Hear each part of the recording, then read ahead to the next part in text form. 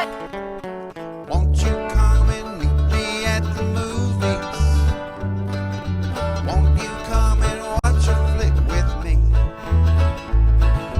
Famous scenes with drama queens and heroes acting out there on a silver screen. Come grab a seat, the popcorn is on me. Camera speed. Sound production, take one. Hello and welcome to Meet Me at the Movies. Noel T. Manning II here. Each year, the Arts and Faith Ecumenical Jury highlights 10 films that invite Christian audiences to engage in cinema, not just for entertainment, but for reflection, for challenge, and also for spiritual insight. Now in its second decade, this list has really become one of the most thoughtful snapshots of where film, faith, and culture intersect. Ken Moorfield, publisher, general manager of Arts and Faith, will be joining us today as we dive into this year's films. And the selections for this year includes everything from intimate drama to epic genre storytelling to grand landscapes of films and stories that are over 2 centuries old. But what they share in common is a deep concern for brokenness, for grace, and for what it means to be human and what it means to think about as Christian audiences. Joining me again is Ken Moorfield, the publisher and general manager of Arts and Faith. So let's dive in to this year's films. Hey, Ken, it's always good to see you. So glad you could join us talking about the top 10 list on Arts and Faith, the Arts and Faith Ecumenical Jury. And I don't know that I can spell ecumenical, but I can say it. I can say it pretty well, I think. So it's good to see you back. Thanks for joining us. Thank you. It's a pleasure to meet me at the movies again. Well, this list is always fun every year to be a part of it, and I appreciate you allowing me to serve on the jury and to weigh in. It's wonderful to see some of the same faces, but also some new ones that pop up. So I know that you do want to thank the jury, and we can do that right up front before we go to the top 10 list if you want to, just to let them know how much you appreciate it, because I know you do. Yes, I appreciate. This is now, I think, the 11th year of the ecumenical jury, and so we've had some turnover and we've had some stalwarts, and that's always really good. And shout out to your viewers. If it sounds like a project you might want to be involved in, the best ways to go to Substack and look for Ken Moorfield Substack, and usually we have Arts and Faith announcements about when the next project is coming in and how to join. Well, Ken, I thought we would dive in just from the top here and let people know who were the top 10 films, and then we could go into a little bit more dialogue after that. But do you want to kind of run down that top 10 list, starting at, you can decide if you want to start at number 10 or number 1. I'll let you make that call.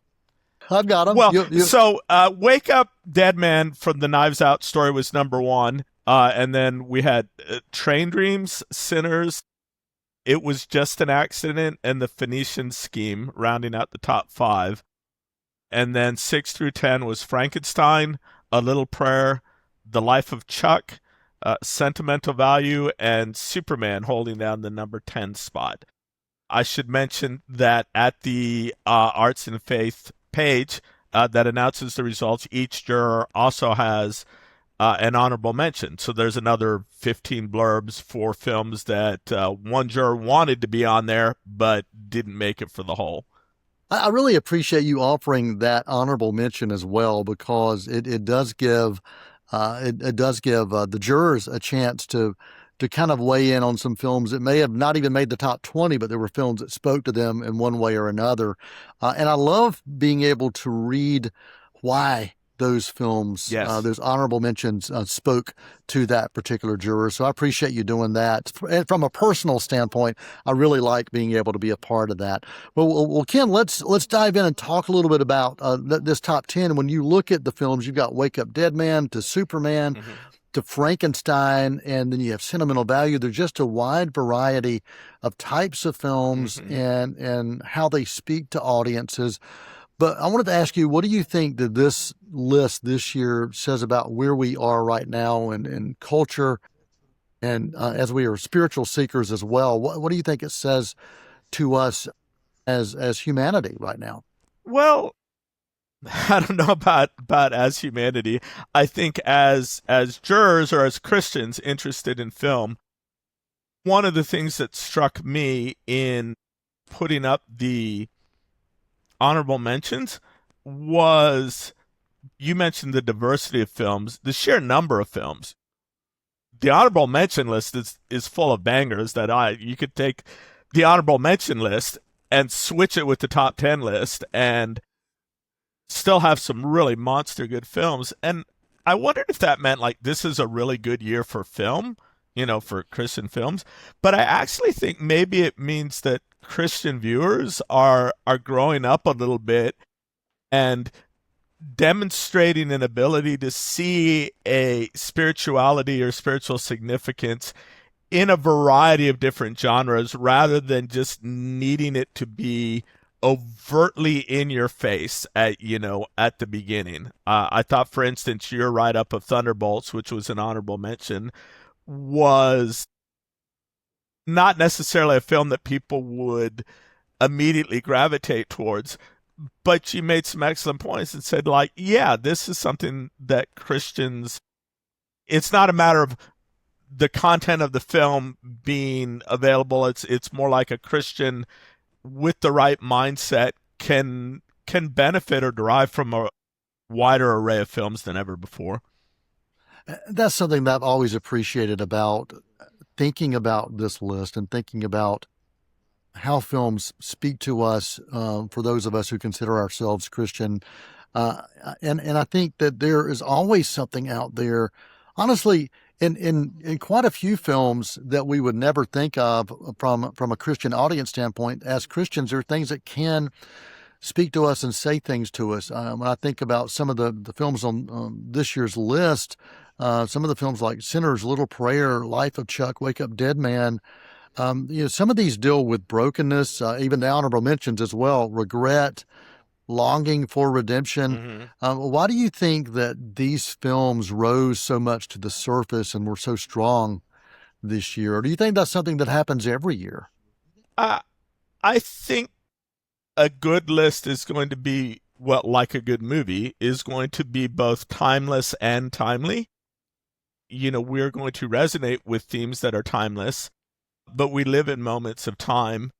But it's just the fact that we live in very polarized, divisive times where people are scared, people are angry, people are worried, about the future.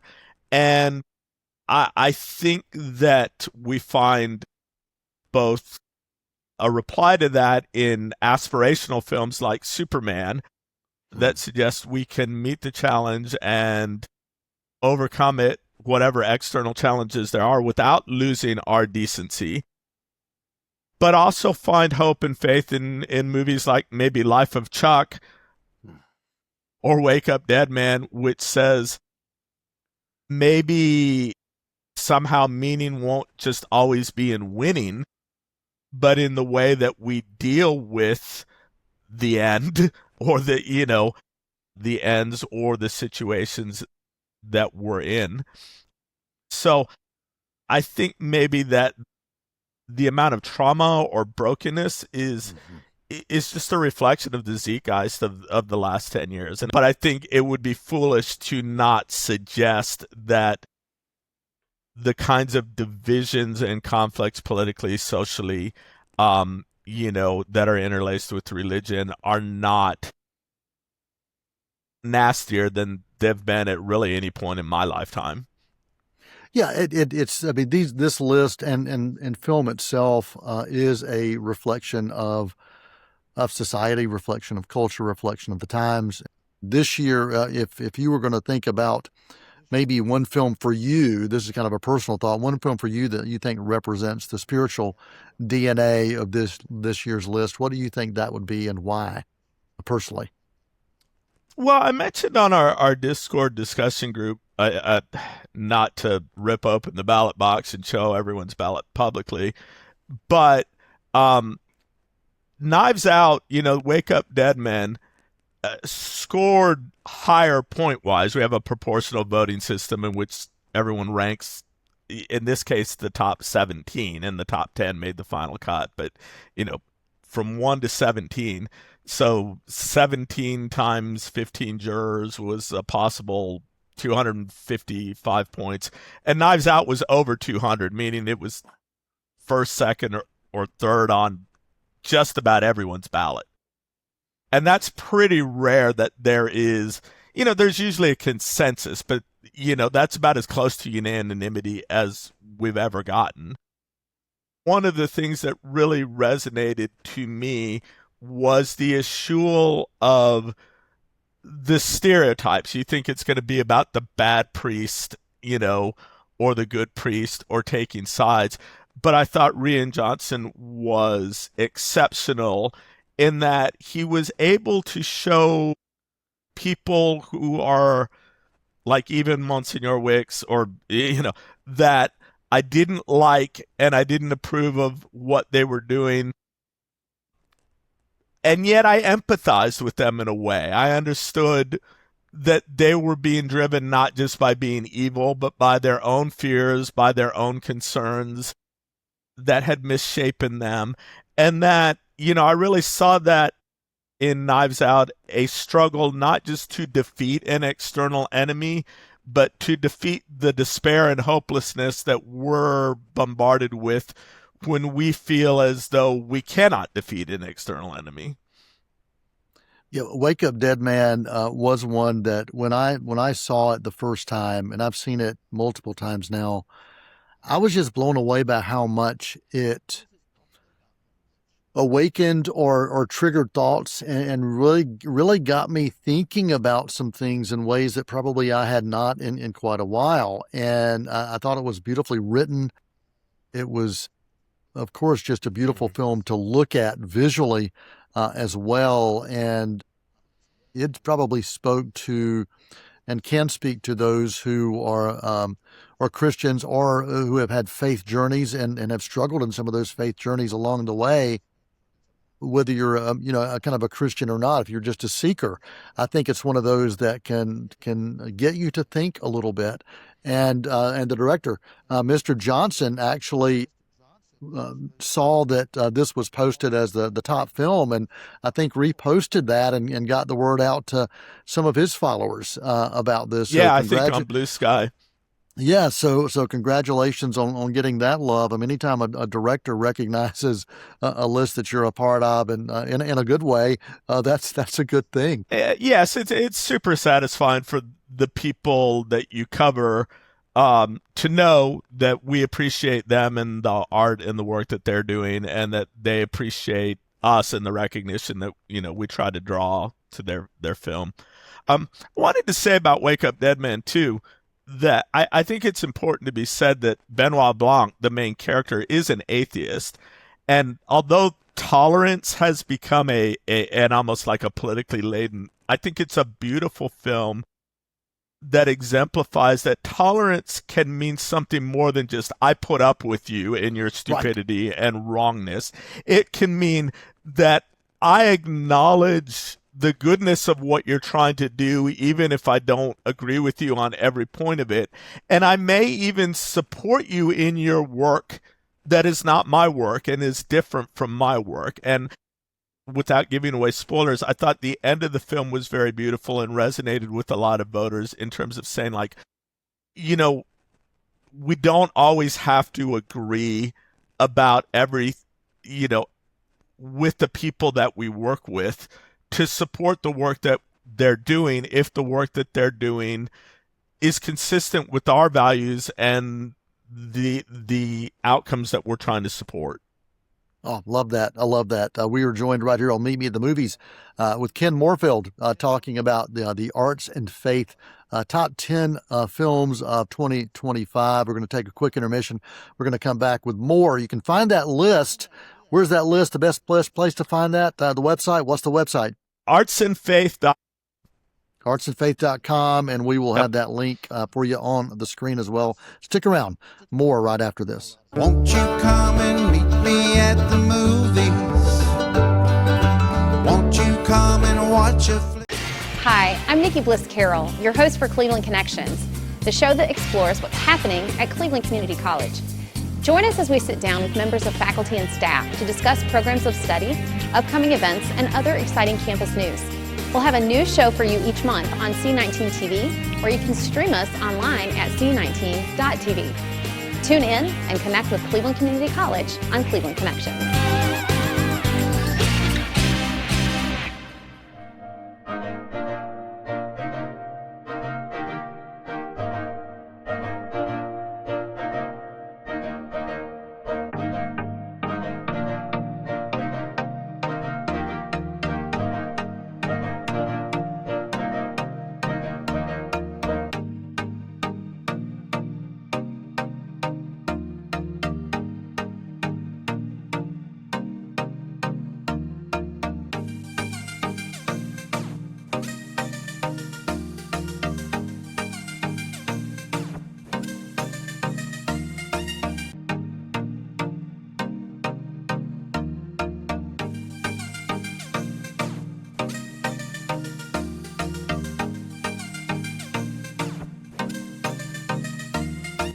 Won't you come and meet me at the movies?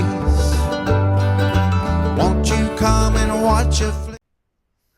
Hello and welcome back to Meet Me at the Movies. We are diving into the arts and faith top films of 2025 with Ken Moorfield, the man behind the mission right here with Arts and Faith. And thankful to be a part of the jury and thankful that Ken takes the time to spend with us to talk a little bit about the list, some of the films, and also what it says too, and about Christianity.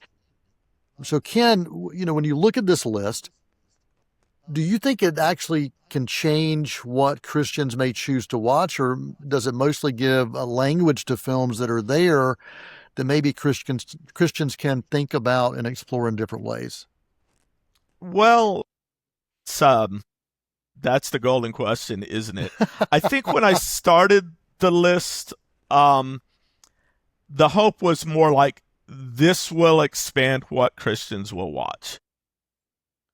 I think that one of the jurors on the Discord discussion made a fairly simple but important point while we were discussing, the criteria of, well, would you recommend this to a Christian audience? Of not all Christian audiences are the same, So when we said, would you recommend this film to a Christian audience? He would be like, some Christian audiences.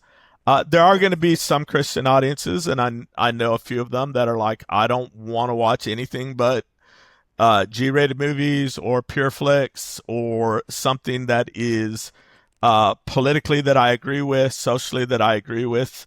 I think that the diversity of the list suggests to me that the pool of Christians who are willing to watch more is growing. And I think in that sense, this is less about getting films that maybe the audience hadn't heard about, and saying, watch this because you wouldn't watch it. And a little bit more about recognizing, you're already primed for wanting something a little bit more than just, the average Christian genre film. And here are some titles that maybe based on that, that we've found beneficial and that we think you'll find beneficial as well. So I don't know that it's meant to be a persuasive list so much as recommendations for people who are already, in that mindset. So Ken, you are a professor, and you have been, how long have you been a professor now? Oh, man, my first year of full-time teaching, undergraduate teaching, was 1998. So Wow, okay. Closing in on 30 years. Okay, all right.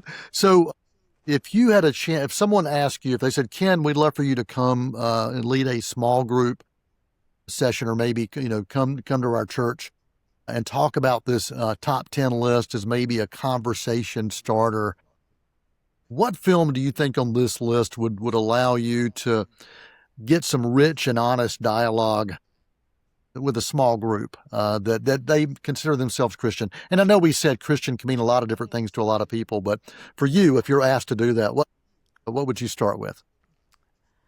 Well, honestly, it would depend on my understanding of the nature of the group, the group that was asking me. Yeah. I Audience think awareness. If it were a little bit more like Bible college, conservative, then I might go to a film like Superman that is going to present an argument to say, you can go beyond just entertainment vehicle. Even if it is primarily an entertainment vehicle, there are themes in here that you can think about productively, and it's not going to be too far removed from anyone's previous reading experience or viewing experience that's going to shock their sensibilities, in ways that are like, distracting them from the meatier parts of it. I mean, right. This sounds so condescending when it comes out of my mouth, but I think about that Pauline idea of meat versus, softer food or whatever. And I think something like It Was Just an Accident, Jafar Panahi's,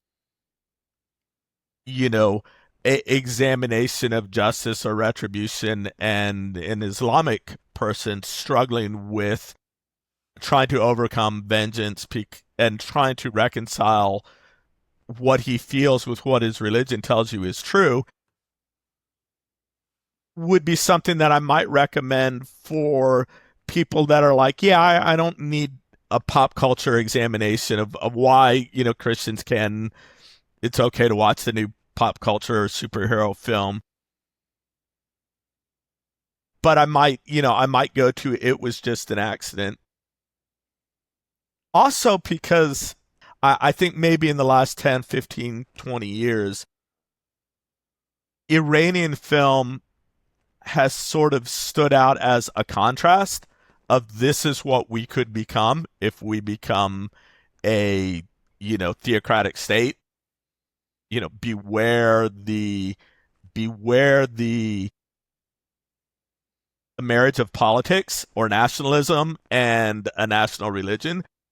And now I think if some people would argue we're already there or close to being, making arguments about being a theocratic state or being a Christian nationalist state and, what that means or trying to become that, that the Iranian films become all the more important to us as giving us maybe one last window of saying, what are some of the dangers of imposing our religious beliefs, not just socially, but politically? This year's list, you mentioned that film. It's an international film, foreign language film. Foreign language films, not English speaking films, do find a way to make it onto these lists every year, and also films that have a rich story that goes back decades, if not centuries. And I think about, you mentioned Superman, but also Frankenstein, one of those that's, yes, over, 2 centuries old is the story itself, but it keeps finding ways to be retold. And this year, I thought Guillermo del Toro found a way to capture it on film in a sense that I don't know that I'd ever actually seen and appreciated before. Now, I love the Frankenstein story. It was the first film I ever saw on the big screen. My mom took me to an old monster matinee cinema, and I saw that Frankenstein with Boris Karloff. And so I've always been drawn to that, but to see it in this way and so beautifully from different perspectives, I was just really touched by this story that I felt was theologically rich, and also very rich from a standpoint of asking questions that, even if you're not connected to faith, questions about what is my purpose, and questions about loneliness and needing someone to love me, fathers and sons. So many different aspects of that film spoke to me, and I love seeing that we see fresh, original content that we've never seen before on the list, but also some that have been retold time and time again, but yet they still seem to find ways to be important to us, especially on the arts and faith list. The word that you use that jumps out to me for Frankenstein is touching, which, much as I said earlier about Monsignor Wicks in the Knives Out story, Victor in Frankenstein is not a particularly sympathetic character. And yet, because of Oscar Isaac's talent, because of some small tweaks in terms of the backstory, you're able to not necessarily approve of what he did, but feel for him, feel his pain, feel his, brokenness, understand some of his decisions. And I think that film's ability to engender empathy rather than always and only just judgment is one of its superpowers, is something that, when I think about recommending for Christian audiences, is something that we're in great need of. The capability to look at a fallen or broken world that we disagree with and not just say, this is an evil that must be defeated, but as something that is broken and that maybe, is still deserving of the compassion that God showed to us. So I loved about Frankenstein that it was more empathetic towards Victor than just straight out, let's make him a mad scientist so we can all say, thank God I'm not like that man, a sinner. Ken Moorfield joining us right here on Meet Me at the Movies, talking about the arts and faith list, top 10 list and beyond. As we spent some time talking about the honorable mentions, you can find that list, artsandfaith.com. Is that correct? Artsandfaith.com? Artsandfaith.com. Yep. The landing page will have list of all of the past, current and past top 100, top 25, and ecumenical juries. And if you're listening to this and not watching, you spell out arts and faith. Make sure you know that. Yes.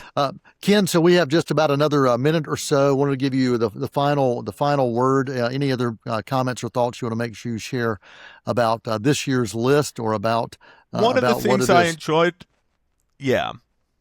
One of the things that I enjoyed about this list and in the list in the last few years, when we originally started, it was a little bit more a concentration of people who were full-time or professional critics, who wrote for Christianity Today or some other sites. I think we have a really good and interesting mix of full-time critics and just enthusiastic lay people. And that's a way of encouraging other people. Again, if you're listening and you like this conversation and want to participate, you don't have to be, a professional critic to be able to participate in the conversation. One of the things I love about Arts and Faith is the respectful and interesting perspectives and interchange between people who are not professional critics and are able to see things that maybe I miss because I'm looking at it through, a different lens. Ken Moorfield, thank you again for joining us. I really appreciate how this year's Arts and Faith top 10 list doesn't just offer easy answers. It offers meaningful stories. Stories about broken people, about searching hearts, and about the hope that connection and grace are still possible no matter where life may take us. If you want to explore that full list, including the jurors' reflections and honorable mentions, check them out, artsandfaith.com. For Meet Me at the Movies, I'm Noel T. Manning II, and for this week, that's a wrap. See you will gladly fill you in. We'll tell about the happy and the sad ones. We'll talk about the good ones and the bad ones. Many films to view till we meet again.